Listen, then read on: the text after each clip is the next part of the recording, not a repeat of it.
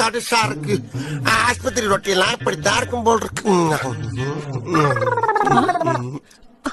என்னம்மா தேடுறீங்க? எங்கேயும் வாயில வச்சத காணோம். தின்னுட்டேனம்மா. தின்னுட்டியா? மாடு மாடு மோட்டுக்கு பிறந்த மாடு. ஏம்மா தின்றதுக்கு அது என்ன குச்சி மிட்டாயா அது? அப்ப அது இல்லையா? ஐயோ தர்மாமீட்டரியா அது? அப்படின்னா ஜோரா இருக்கான்னு பாக்குறதுயா மூதேவி? ஜோரா இருக்கான்னு பாக்குறதா?